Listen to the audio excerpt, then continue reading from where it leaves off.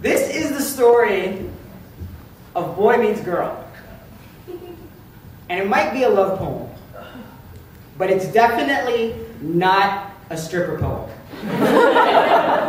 I repeat, it's not a stripper poem. So I was at this strip club, and that's when I saw her. She was a 5-foot greeting card and the most amazing envelope I've ever seen. I was this close to the stage before my fantasies went dreamed her into being, turning my body into a T-Pain video, burning images of grinding hips in my lap like she's trying to put out a fire.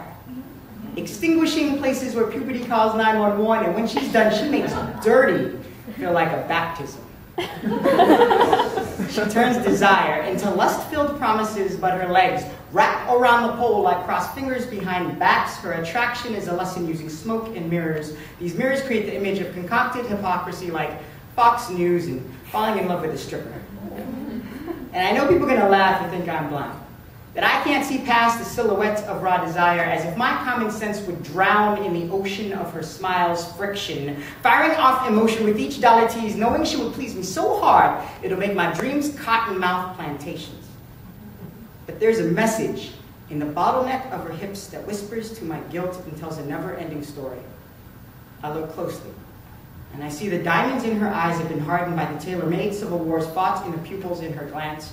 Her heels hit the floor, and it sounds like she is saying, "Help me," in Morse code, and I know that she is more statement than spectacle, but I confess, I never appreciate her for the beautiful woman that she is. Like, she's got this tattoo on her right calf of a caged bird, an eagle feather behind her ear, and a silver ring on her left hand to remind her that some broken promises are like bullet wounds that can never be removed. She's got a scar on her left wrist that screams, "Don't ask me about this. All you need to know is that I'm still here." She tells me her favorite color is brown, because brown is the color of humanity touched by the sun, and she hates karaoke because she can't sing. In fact, her voice is a bit irritating, but it sounds like the Rosetta Stone for struggle. And I want to save her.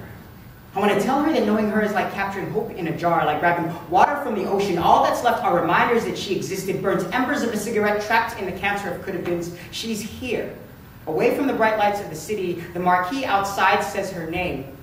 We call her justice. We call her liberty. We call her peace. But her name is Freedom. Have you seen her? Freedom performs nightly from 11 to 3 a.m. because her stars can only be seen at night. Please come grab a seat and see Freedom, the fantasy that makes screaming your name whispering irony at Border Patrol checkpoints. Freedom. The girl who grew up feeling the plastic pressure of being molded into Disney princesses. Freedom puts up with our abuse because she doesn't believe anyone else will love her. When Freedom takes the fall, we are the ones who wear the bruises. When Freedom is arrested, we are the ones with the handcuffs. And when Freedom strips for an audience, we become stripped of a promise in our humanity we could never keep. See, Freedom wants to show us one essential truth. She doesn't need saving. We do.